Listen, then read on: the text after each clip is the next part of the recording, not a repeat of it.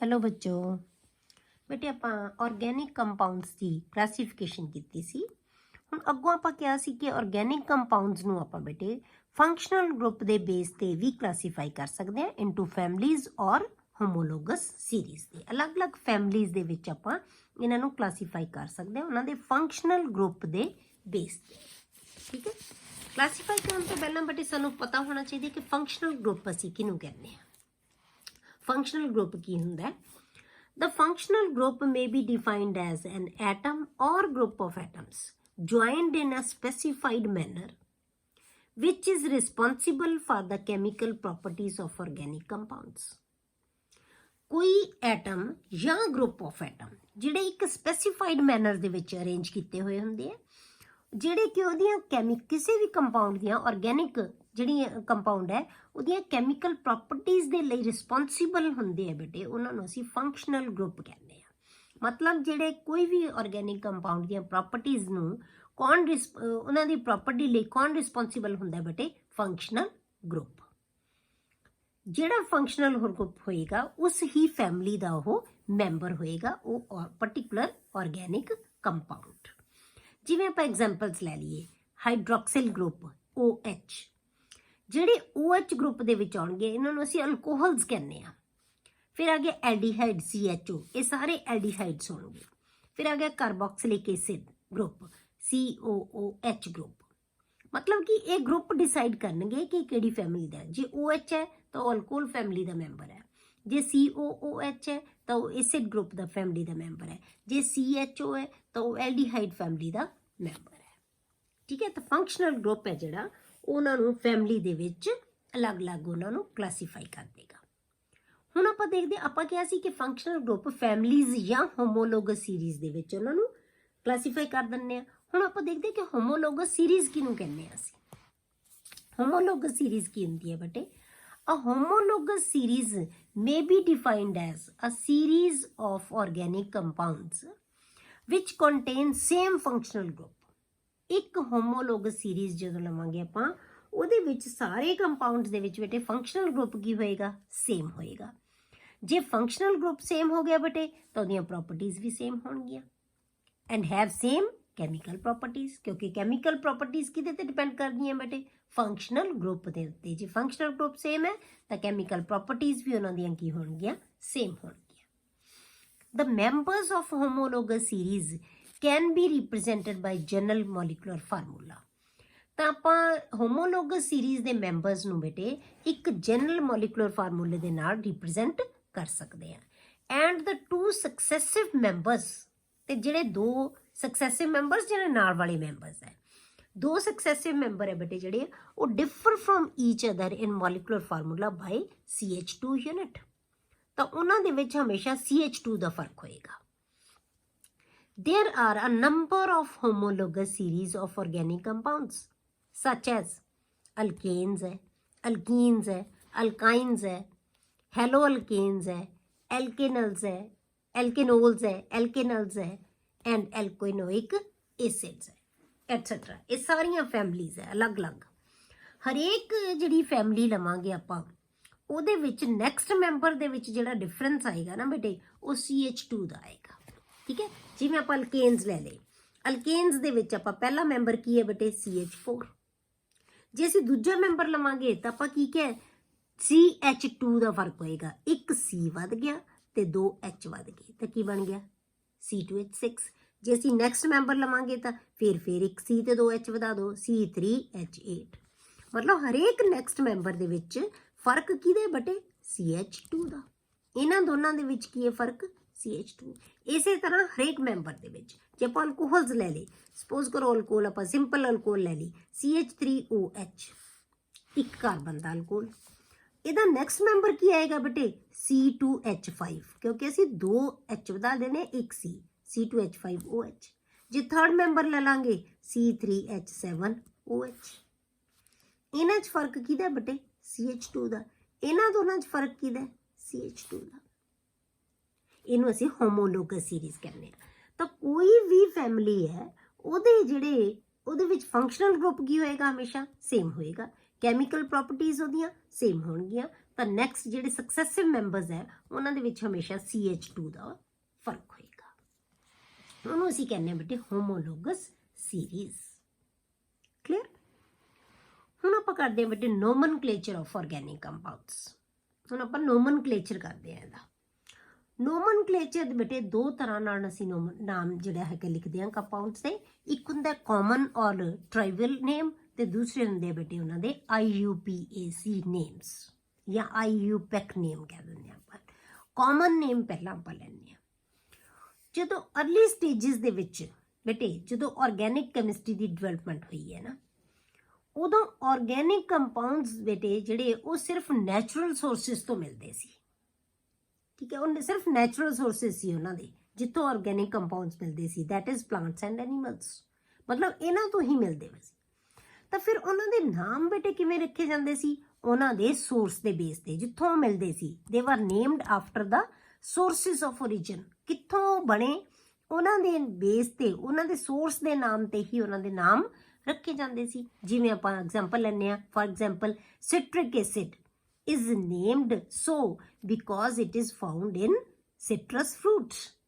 ਇਹ citrus fruits ਵਿੱਚ ਮਿਲਦਾ ਹੈ, ਇਸ ਕਰਕੇ ਉਹਨੂੰ citric acid ਕਹਿ ਦਿੰਦੇ ਆ।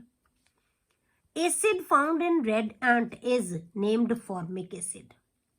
ਜਿਹੜਾ red ant ਦੇ ਵਿੱਚ ਮਿਲਦਾ ਹੈ ਉਹਨੂੰ ਅਸੀਂ formic acid ਕਹਿੰਦੇ ਆ, since Latin name of ant is formica. Latin name ਹੈ ਜਿਹੜਾ ant ਦਾ ਉਹ ਕੀ ਹੈ? formica. ਇਸ ਕਰਕੇ ਇਹਦਾ ਨਾਮ ਕੀ ਰੱਖਤਾ? formic acid, ਕਿਉਂਕਿ ਇਹਦੇ ਵਿੱਚ ਮਿਲਦਾ ਹੈ ਇਹ। Clear. Common names of some compounds are, ਕੁਝ ਕੰਪਾਊਂਡ ਦੇ ਆਪਾਂ ਹੁਣ ਕਾਮਨ ਨੇਮ ਲਿਖੇ ਹੈ। ਜਿਵੇਂ ਆਪਣੇ ਕੋਲੇ 4 ਕਾਰਬਨ ਦਾ ਕੰਪਾਊਂਡ ਹੈ ਤਾਂ ਅਸੀਂ N ਬਿਊਟੇਨ ਕਹਿ ਦਿੰਦੇ ਹਾਂ। ਬਿਊਟੇਨ। ਜਦ ਸਾਡੇ ਕੋਲੇ ਆ ਗਿਆ C3CH3 ਟਵਾਈਸ, ਮਤਲਬ ਕਿ ਇਹ ਦੋ ਗਰੁੱਪ ਇਸ ਦੇ ਨਾਲ ਹੀ ਲੱਗੇ ਹੋਏ ਹੈ, ਇਹਨੂੰ ਅਸੀਂ ਆਈਸੋਬਿਊਟੇਨ ਕਹਿ ਦਿੰਦੇ ਹਾਂ। ਜਦੋਂ ਇੱਕੋ ਹੀ ਕਾਰਬਨ ਨਾਲ 4 ਗਰੁੱਪ ਲੱਗੇ ਹੋਏ ਆ ਇਹਨੂੰ ਅਸੀਂ ਨਿਓਪੈਂਟੇਨ ਕਹਿ ਦਿੰਦੇ ਹਾਂ, ਕਿਉਂਕਿ ਟੋਟਲ 5 ਗਰੁੱਪ ਬਣ ਗਏ। HCHO ਫਾਰਮੈਲਡੀਹਾਈਡ, CH3COOH ਐਸਟਿਕ acid, C6H6 ਬੈਂਜੀਨ, C6H5CH3 ਟੋਲੀਨ, C6H5NH2 ਐਲੀਨੀਨ, ਠੀਕ ਹੈ, ਐਨੀਲੀਨ, C6H5OCH3 ਐਨੀਸੋਲ, CH3OCH2CH3 ਇਥਾਈਲ ਮਿਥਾਈਲ ਈਥਰ। ਇਹ ਸਾਰੇ ਬੇਟੇ ਕੀ ਹੈ? ਇਹਨਾਂ ਦੇ ਕਾਮਨ ਨੇਮ ਹੈ। ਇਹ ਜਦੋਂ ਆਪਾਂ ਨਾਮ ਹੁਣ ਇਹਨਾਂ ਦੇ ਲਿਖਾਂਗੇ ਨਾ ਅੱਗੋਂ, ਉਦੋਂ ਤੁਹਾਨੂੰ ਸਮਝ ਆਏਗੀ। ਹਲੇ ਤੁਹਾਨੂੰ ਘੱਟ ਪਤਾ ਲੱਗਦਾ ਹੋਏਗੀ ਵੀ ਅਸੀਂ ਕਿਵੇਂ ਨਾਮ ਲਿਖ ਰਹੇ ਹਾਂ, ਪਰ ਇਹਨਾਂ ਦੇ ਇਹ ਕਾਮਨ ਨੇਮ ਹੈ। ਸਾਰਿਆਂ ਦੇ ਇਹ ਕੀ ਹੈ? ਕਾਮਨ ਨੇਮ। ਹੁਣ ਆਪਾਂ ਬੇਟੇ ਇਹਨਾਂ ਦੇ IUPAC ਮੇਨ ਸਿਸਟਮ ਹੈ ਜਿਹੜਾ ਉਹ IUPAC ਸਿਸਟਮ ਹੈ। ਹੁਣ ਇਹ ਇੱਕ ਸਿਸਟੇਮੈਟਿਕ ਮੈਥਡ ਹੈ ਬੇਟੇ naming the. A systematic method of naming is known as IUPAC, International Union of Pure and Applied Chemistry. ठीक है, International Union of Pure and Applied Chemistry ਇਹਨੂੰ ਕਹਿੰਦੇ ਅਸੀਂ IUPAC ਜਾਂ IUPAC ਕਹਿ ਦਿੰਦੇ ਹਾਂ। ਇਹ ਸਿਸਟਮ ਆਫ ਨੋਮਨਕਲੇਚਰ ਹੈ। ਹੁਣ ਇਸ ਜਿਹੜੇ ਸਿਸਟਮ ਦੇ ਅਕੋਰਡਿੰਗ ਬੇਟੇ ਕੰਪਾਊਂਡਸ ਦੇ ਨਾਮ ਹੈ ਨਾ ਜਿਹੜੇ ਉਹ 3 ਪਾਰਟਸ ਦੇ ਵਿੱਚ ਹੁੰਦਾ ਹੈ। 3 ਪਾਰਟਸ ਦੇ ਵਿੱਚ ਅਸੀਂ ਨਾਮ ਲਿਖਦੇ ਹਾਂ। According to this system the name of an organic compound consist of 3 parts. 3 parts ਦਾ ਬਣਿਆ ਹੋਇਆ ਨਾਮ ਹੈ ਜਿਹੜਾ। ਸਭ ਤੋਂ ਪਹਿਲਾਂ ਬੇਟੇ ਅਸੀਂ ਲੈਂਦੇ ਹਾਂ word root. Word root, word root ਕੀ ਹੁੰਦਾ ਬੇਟੇ? Number of carbon atoms in the parent chain. Chain ਦੇ ਵਿੱਚ ਕਿੰਨੀਆਂ, ਜਿਹੜੀ ਇੱਕ ਚੇਨ ਹੈ, ਕੰਟੀਨਿਊਅਸ ਚੇਨ ਹੈ, ਉਹਦੇ ਵਿੱਚ ਕਿੰਨੇ ਕਾਰਬਨ ਐਟਮਸ ਹੈ ਉਹਨੂੰ ਅਸੀਂ ਕਹਿੰਦੇ ਹਾਂ ਵਰਡ ਰੂਟ। ਕਲੀਅਰ। ਹੁਣ ਇਹਦੇ ਵਾਸਤੇ ਜਦੋਂ ਆਪਾਂ ਜਿਹੜੇ ਨਾਮ ਲਿਖਦੇ ਹਾਂ, ਜਿਵੇਂ ਆਪਾਂ ਚੇਨ ਦੇ ਵਿੱਚ ਜੇ ਆਪਾਂ ਲਿਖਦੇ ਹਾਂ 1 ਕਾਰਬਨ ਹੈ ਤਾਂ ਬੇਟੇ ਉਹਨੂੰ ਅਸੀਂ ਕਹਿੰਦੇ ਹਾਂ ਮੈਥ। ਇਹ ਤੁਹਾਨੂੰ ਯਾਦ ਕਰਨੇ ਪੈਣਗੇ। 2 ਕਾਰਬਨ ਲਈ ਅਸੀਂ ਲਿਖਦੇ ਹਾਂ ਐਥ, 3 ਲਈ ਪ੍ਰੋਪ, 4 ਲਈ ਬੇਟੇ ਬਿਊਟ, 5 ਲਈ ਪੈਂਟ, 6 ਲਈ ਹੈਕਸ, 7 ਲਈ ਹੈਪਟ, 8 ਲਈ ਔਕਟ, 9 ਲਈ ਨੌਨ, 10 ਲਈ ਡੈਕ, 11 ਲਈ ਅਨਡੈਕ, 12 ਲਈ ਡੋਡੈਕ। ਠੀਕ ਹੈ, ਅੱਗੇ 13 ਲਈ ਟ੍ਰਾਈਡੈਕ। ਮਤਲਬ ਕੀ ਹੈ? ਇਹ ਸਾਰੇ ਇੰਨੇ ਤੁਹਾਨੂੰ ਨਾਮ ਇਹਨਾਂ ਦੇ ਯਾਦ ਹੋਣੇ ਚਾਹੀਦੇ ਆ ਬੇਟੇ। ਇਹ ਵਰਡ ਰੂਟ ਹੈ ਕਿ ਕਿੰਨੀ ਕਾਰਬਨ ਦਾ ਸਾਡਾ ਕੰਪਾਊਂਡ ਹੈ। ਜਿੰਨੀ ਕਾਰਬਨ ਦਾ ਕੰਪਾਊਂਡ ਹੋਏਗਾ ਉਹਨੂੰ ਅਸੀਂ ਕਹਿੰਦੇ ਆ word root. Number of carbon atoms ਨੂੰ ਰਿਪਰੈਜ਼ੈਂਟ ਕਰਦਾ ਹੈ ਵਰਡ ਰੂਟ। दूसरी चीज बेटे हुआ है सुफिक्स। सुफिक्स बेटे दो तरह के होंगे, primary suffix and secondary suffix. ये दोनों अलग अलग चीज़ों बारे दसणगे सानू। प्राइमरी सुफिक्स सानू की दसदा बेटे, ये कार्बन कार्बन एटम की लिंकेज बारे दसेगा। जिहड़ा कार्बन ते कार्बन आपां क्या 6 कार्बन का कंपाउंड है, तो 6 कार्बन की लिंकेज किहो जी है, वो किवें बने हुए हैं। जे तां कार्बन ते कार्बन दे विचकार सारे कार्बन दे विचकार बेटे सिंगल बॉन्ड बनिया होवे, ठीक है। जे सिंगल बॉन्ड होवे हरेक कार्बन दे विच तां ओनू असी ओहदे सुफिक्स है जिहड़ा प्राइमरी सुफिक्स है बेटे वो की लिखांगे असी N for C, single bond C. जे बेटे किसी भी चेन दे विच भावें 6 कार्बन है 10 कार्बन है जिन्ने मर्जी कार्बन होण, पर एक कार्बन दे विच जे एक भी कार्बन दे विच डबल बॉन्ड आ गया ना तो उहदा सफिक्स चेंज हो जाएगा, उहनूं असीं कहने ईन। हुण एन सिर्फ जे सारे दे सारे सिंगल होण, जे उहदे विच एक भी डबल आ गया तो वह की बन जाएगा ईन, ठीक है। सारे नहीं लोड़, एक जे एक भी बदल गया, जे एक दे विच भी ट्रिपल बॉन्ड आ गया बेटे उहनूं असीं कहने आइन, ठीक है। तो प्राइमरी सुफिक्स वास्ते की लिखांगे असीं, प्राइमरी सुफिक्स है जिहड़ा वो की है बेटे, जे सारे सिंगल बॉन्ड है तो असीं एन लिखांगे, जे एक भी डबल बॉन्ड आ गया तो ईन बन जाएगा, जे एक भी ट्रिपल बॉन्ड आ गया तो आइन बन जाएगा। फिर उस तो बाद आ गया बेटे सैकेंडरी सुफिक्स। हुण सैकेंडरी सुफिक्स सानू की दसदा है, ये बेटे फंक्शनल ग्रुप नू रिप्रजेंट करेगा। फंक्शनल ग्रुप आपां हुणे पढ़ के हटे ना, फंक्शनल ग्रुप की हुंदा है, वो ग्रुप या एटम या ग्रुप ऑफ एटम्स जिहड़ा कि किसी भी कंपाउंड दी कैमिकल प्रॉपर्टीज नू रिप्रजेंट करता है, उहनूं दा फंक्शनल ग्रुप कहने आपां। तां फंक्शनल ग्रुप नू दा नाम है जिहड़ा कौन दसेगा, secondary suffix. Represent functional group, examples OH, ये फंक्शनल ग्रुप है। ਇਹਦਾ जे OH ग्रुप होवे किसी भी कंपाउंड दे विच तो सैकेंडरी सुफिक्स असीं की यूज़ करांगे बेटे, ओल। जिवें आपां जे सारे सिंगल बॉन्ड होण तां की यूज़ करांगे, एन। इसे तरह जे OH ग्रुप लग्या होया होवे किसी भी कंपाउंड दे विच तां असीं उत्थे ओल यूज़ करांगे। जे CHO ग्रुप होवे तां AL यूज़ करांगे, अल।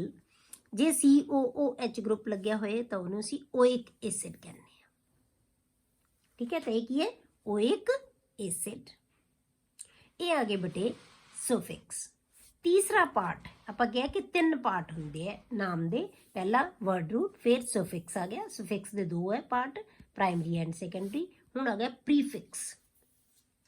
सुफिक्स ते प्रीफिक्स तुहानूं पता होणगे। सुफिक्स की हुंदा बेटे जिहड़ा बाद च लिखिया जांदा है, प्रीफिक्स की हुंदा जिहड़ा पहलां लिखिया जांदा है। तो प्रीफिक्स है जिहड़ा appears before the word root, ये वर्ड रूट तो भी पहला आएगा, मतलब कि सब तो पहला असीं नाम किहदा लिखांगे, प्रीफिक्स तो स्टार्ट करांगे, ठीक है। सो प्रीफिक्स भी बेटे 2 तरह के होंगे, प्राइमरी एंड सैकेंडरी।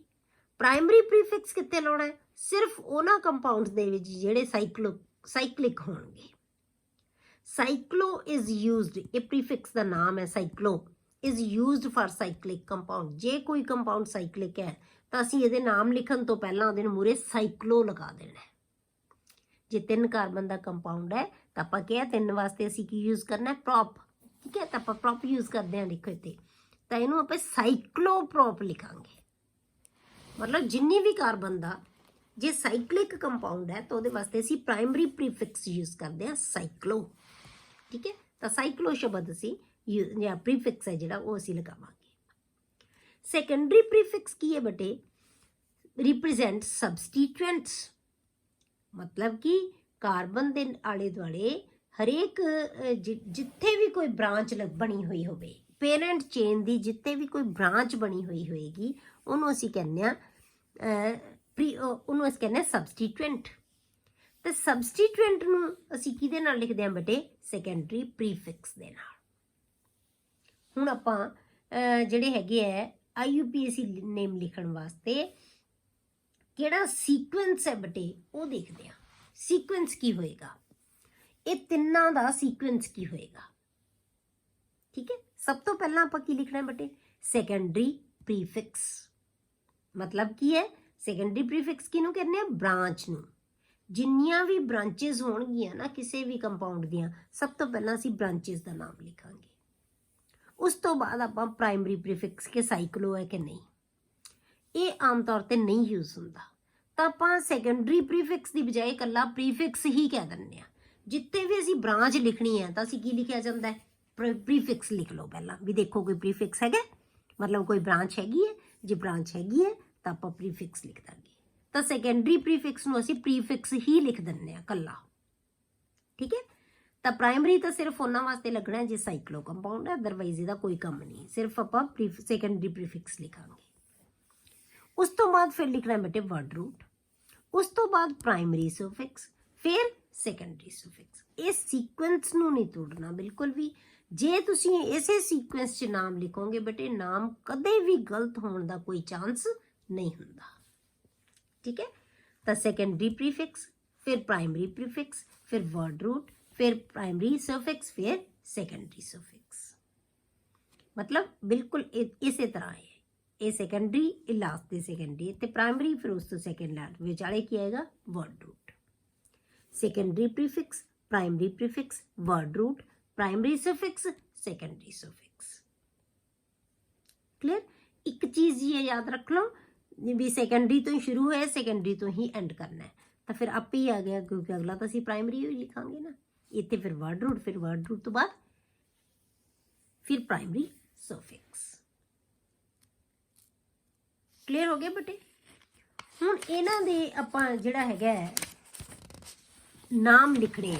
ਹੁਣ ਆਪਾਂ ਜਿਹੜੇ ਸੈਚੂਰੇਟਡ ਹਾਈਡਰੋਕਾਰਬਨਸ ਹੈ, ਹੁਣ ਆਪਾਂ ਸੈਚੂਰੇਟਡ ਹਾਈਡਰੋਕਾਰਬਨਸ ਕਿਹਨਾਂ ਨੂੰ ਕਹਿੰਦੇ ਆ ਬੇਟੇ, ਉਹਨਾਂ ਨੂੰ ਕਹਿੰਦੇ ਆ ਅਸੀਂ ਅਲਕੇਨਸ।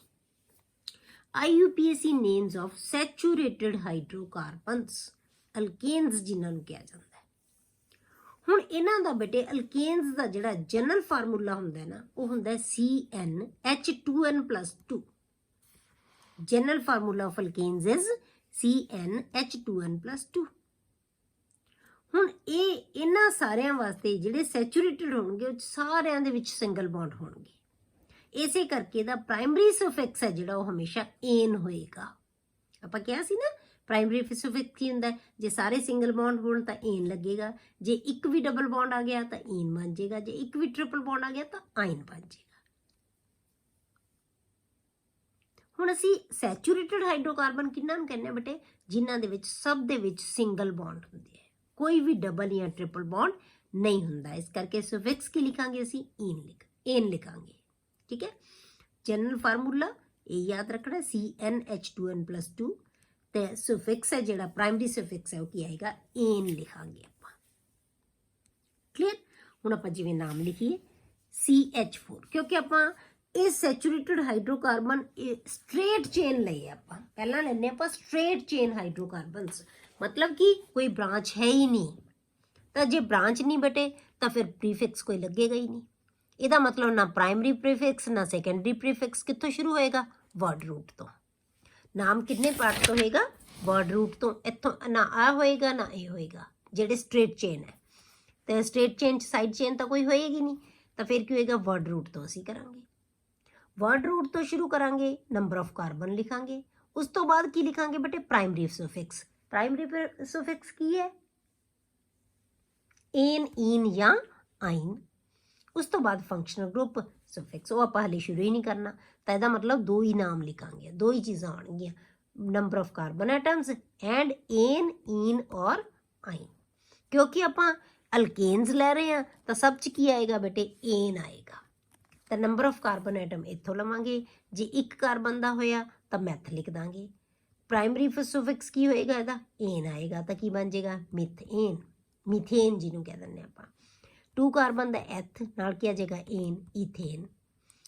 ਠੀਕ ਹੈ, 3 ਕਾਰਬਨ ਦਾ ਪ੍ਰੋਪ, ਏਨ, ਪ੍ਰੋਪੇਨ। 4 ਕਾਰਬਨ ਨੂੰ ਬਿਊਟੇਨ, ਨਾਲ ਕੀ ਆ ਜਾਏਗਾ, ਏਨ, ਤਾਂ ਬਿਊਟੇਨ ਬਣ ਗਿਆ। 5 ਕਾਰਬਨ ਦਾ ਪੈਂਟ, ਏਨ। 6 ਦਾ ਹੈਕਸ, ਏਨ। 7 ਦਾ ਹੈਪਟ, ਏਨ। 8 ऑक्ट, ਏਨ। 9 ਦਾ ਨੌਨ, ਏਨ। 10 ਦਾ ਡੈਕ, ਏਨ। 11 अनडेकएन, 12 डोडेकएन। ये सारे स्ट्रेट चेन आ गए बेटे, स्ट्रेट चेन हाइड्रोकार्बनस जिन्हां दे विच कोई ब्रांच नहीं है। सिंपल नाम लिखने आपां इन्हां दे, जिवें तुहाडे कोल आपां नाम इत्थे एग्जांपल्स ले लियां, मीथेन आ गया, ये ईथेन आ गया, ठीक है, ये प्रोपेन आ गया 3 कार्बन का, ये ब्यूटेन आ गया 4 कार्बन का, ये हैक्सेन आ गया 6 कार्बन का। आप कंडेंस दसिया सी ना करके लिखते हैं आप CH2 ग्रुप ਨੂੰ 4 टाइम्स है, मतलब चेन ਦੇ ਵਿੱਚ लिखो CH3 CH2 CH2 CH2 CH2 4 times लिख दो, फिर CH3। टोटल कितने बन गए 6 कार्बनस, 4 ये आ गई 2 ये आ गई 6, तो 6 ਨੂੰ ਕੀ लिखना है हैक्स, नाल सारे सिंगल बॉन्ड है तो एन आ जाएगा हैक्सेन। क्लियर हो गया, ये आ गया हैक्सेन। उस तो बाद आ गया बेटे ब्रांचड चेन हाइड्रोकार्बन। हुण ब्रांचड चेन असीं किन्हां नूं कहने बेटे, ਜਿਹੜੀਆਂ पेरेंट चेन ਦੇ ਨਾਲ ਛੋਟੀਆਂ ਛੋਟੀਆਂ ਚੇਨਸ, ਛੋਟੇ ਪਾਰਟ ਲੱਗੇ ਹੋਏ ਹੁਣ ਜਿਹੜੇ पेरेंट चेन ਦੇ ਵਿੱਚ ਨਹੀਂ ਆਉਂਦੇ, ਉਹਨਾਂ ਨੂੰ ਅਸੀਂ ब्रांचेस ਕਹਿ ਦਿੰਦੇ ਹਾਂ। Small chains of carbon atoms are attached at one or more carbon atoms of the parent chain, ਉਹਨਾਂ ਨੂੰ ਅਸੀਂ ਕੀ ਕਵਾਂਗੇ branched chain। The small chains ਜਾਂ branches ਜਿਨ੍ਹਾਂ ਨੂੰ ਅਸੀਂ ਕਹਿੰਦੇ ਆ are called alkyl groups। ਜਿਹੜੀਆਂ branches ਹੈ ਬੇਟੇ ਨਾ, ਉਹਨੂੰ ਅਸੀਂ alkyl group ਕਹਿੰਦੇ ਆ। alkanes are represented as, ਜਿਹੜੇ alkane ਆ ਉਹਨੂੰ ਕਿਵੇਂ ਲਿਖਦੇ ਹਾਂ ਅਸੀਂ ਬੇਟੇ RH ਦੇ ਨਾਲ ਲਿਖਦੇ ਆ। R stands for an alkyl group। R ਕਿਹਨੂੰ ਕਹਿੰਦੇ ਆ ਅਸੀਂ alkyl group। ਜੇ ਅਸੀਂ मीथेन ਦੇ ਵਿੱਚੋਂ H ਰਿਮੂਵ ਕਰ ਦਈਏ, मतलब ਇਹ ਲਾ ਦਈਏ ਤਾਂ ਇਕੱਲਾ R ਰਹਿ ਜਾਏਗਾ।